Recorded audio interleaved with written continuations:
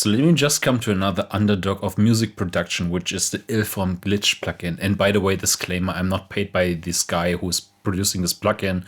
I'm just pretty much convinced by the usefulness of this plugin. And on the one hand, I just want to show you like what I'm doing with this plugin. But on the other hand, I usually have to smile when I see how many people are trying to make some clicks or views on YouTube with creating plugin videos. Nevertheless, I have to show you some stuff that I think relates to EDM music and atmospheric drum and bass. It is a major part of my construction kit for making music. So check this out. Many people are lost in the huge amount of complexity and in this big ocean of plugins that are available to make electronic music. So I'm one of them. But over the years, I have learned that there are some advices and some tools I can trust on. And one of that is this Illformed Glitch plugin. Why is that? Because it adds so much complexity to the stuff I'm doing, especially when it comes to rhythms, drums, beats, whatever you want to call it, but also you can use it for melodic content. And I think it's worth to share how versatile this plugin is. I think it's already quite dated and maybe not so much in the focus of many YouTubers, but I want to introduce you to that tool because it's such a powerhouse for creativity. And maybe if you're not using the final result of it, at least gives you some ideas, and you always should consider when you're making electronic music and think about how you could enrich your tracks. On the one hand, the usual tools that are available like tape stop, reverse, retrigger, and things like that is quite common these days. But in my opinion, the interface of Glitch allows you to add these effects either in a subtle manner or in a quite extreme way to your tracks. And the user interface just allows you to experiment there quite a lot. You can get pretty awesome results. But also let me show you like how I'm doing it, because I think it's not so obvious what you also can do with the plugin. All right, so check this out. So just if I press the play button, let me show you what I've got here.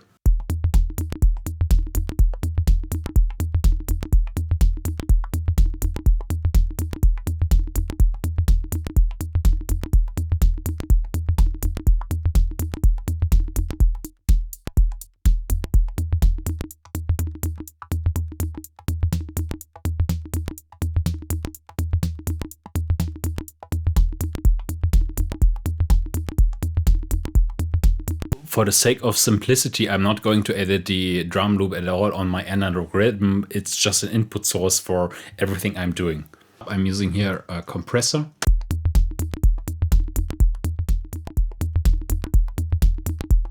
Then on top of that, I'm using the pre-73 Neve clone from Arturia.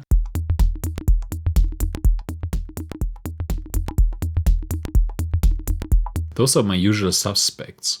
But let's start with the Glitch plugin here on top. So I just load it here. The first thing I'm going to do is init the sound.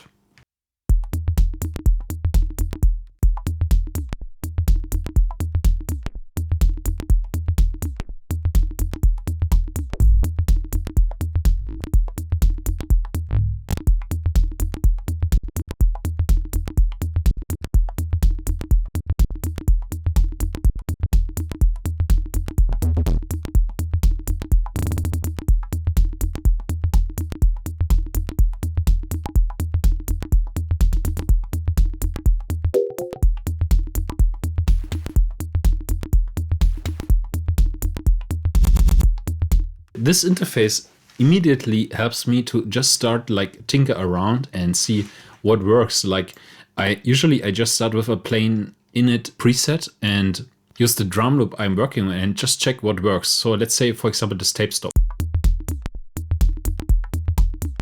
Great, okay.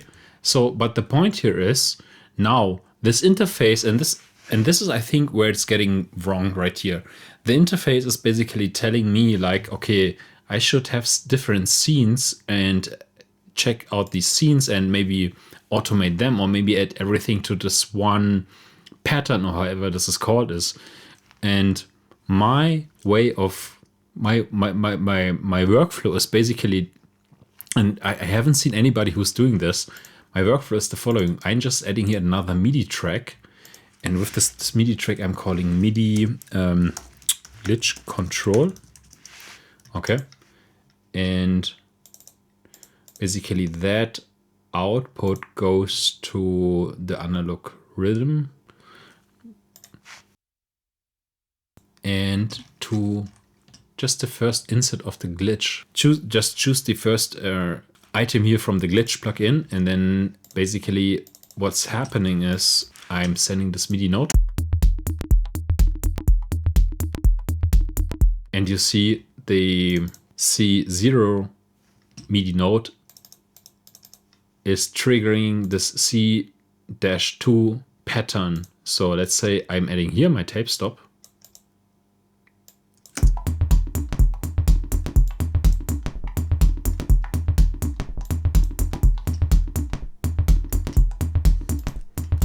Okay. So this one was triggering that one, but let's say say this one below that one should be an empty pattern, and the C0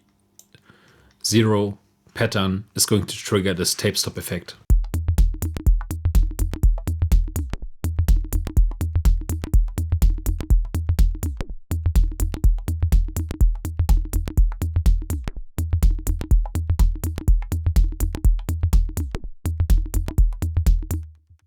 And I think this technique is key to actually leverage what glitch can do. So let's head over and add another pattern. So let's say our B-1 is empty. So I'm just duplicating this and just putting this one to another one. And so now it's triggered. I'm heading over to the proper pattern.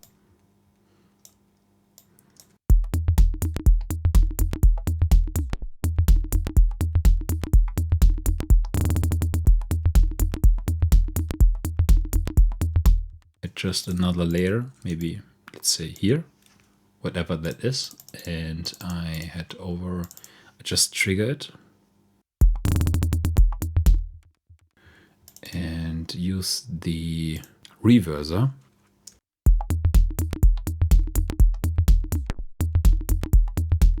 Second note, so let's say do 1/8. Let's try this one.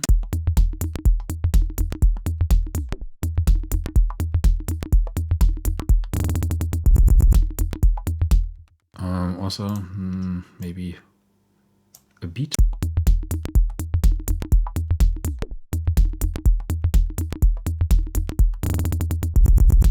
Maybe like.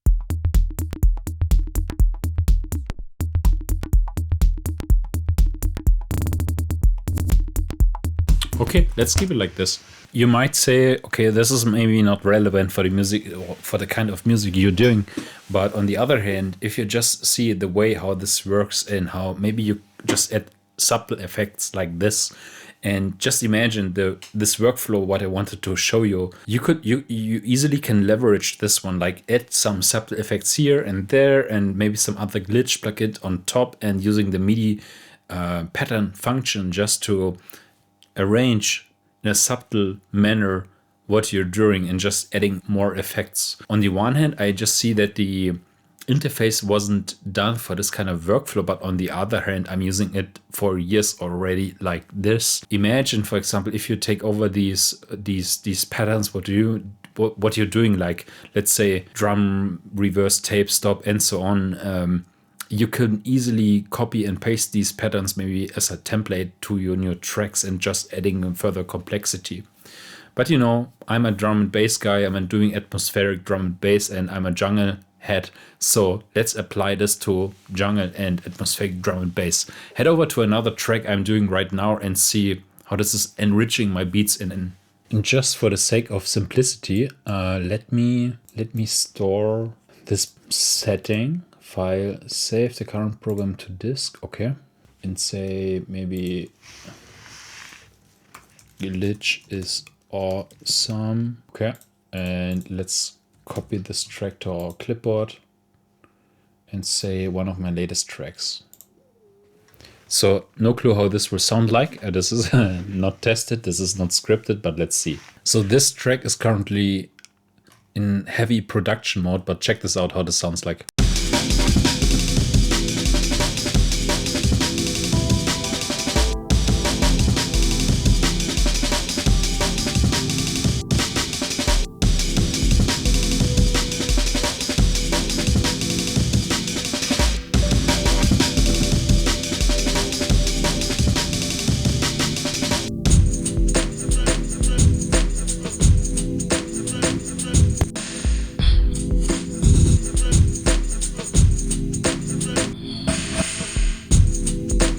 I have all these things here ongoing, and this is group drums.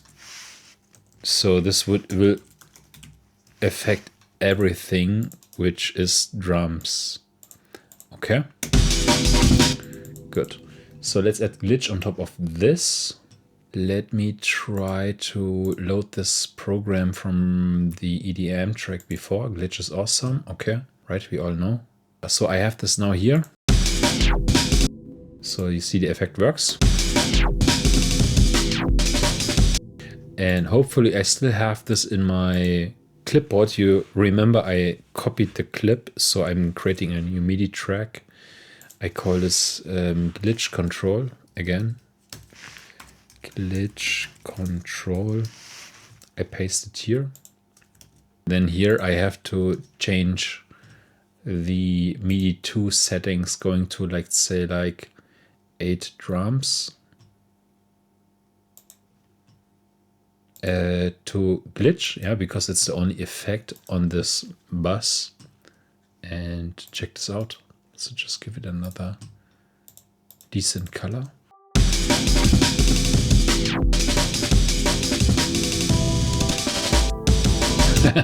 Amazing, amazing. I instantly like it. Okay, see. So then again, next step is like checking how this behaves on top of the whole beat I did. Check this out.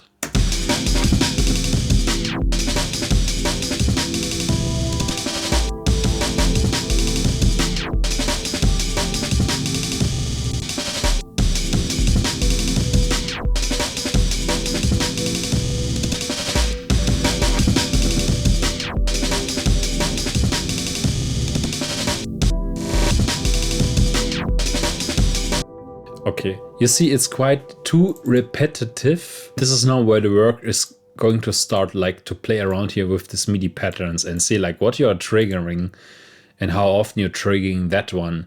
But I just wanted to show a way like how is this stuff leveraging what you're doing? Like how can you add complexity to this track? This glitch plugin really adds some funkiness to it, because yeah, on the one hand, you could automate plugins and you could automate inbuilt plugins from Ableton Live. But having said that, you also can do this via MIDI notes and having different patterns. And also just imagine like I would do something crazy like this. I duplicate it and then say, let's zoom in and shift it a little bit. Again, I don't expect that it sounds good, but you get the point.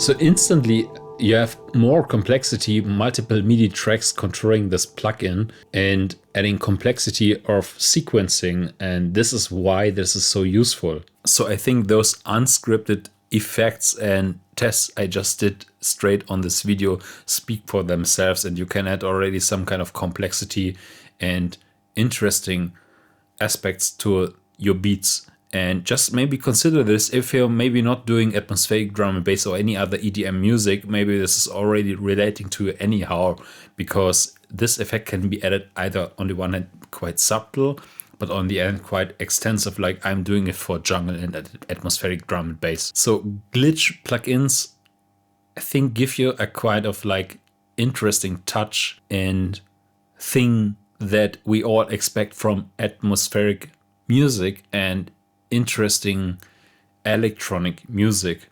So have this advice in mind, what I tried to show you. And yes, on the one hand, it's maybe not related to this plugin, what I'm showing, but on the other hand, my lessons learned is with this plugin, it works the best so far. And let me know if you maybe can take over this kind of workflow with another plugin. I would love to see that. I'm very interested in adding complexity to the music and getting away from this kind of repetitiveness, repeat patterns, what we're doing in electronic music, and everything that helps us to make more interesting and creative stuff and doing innovation I want to share. So maybe give me a like if you like the video and if it like was enriching your music workflow, and see some stuff maybe in the comment section. That would be awesome. And talk to you soon.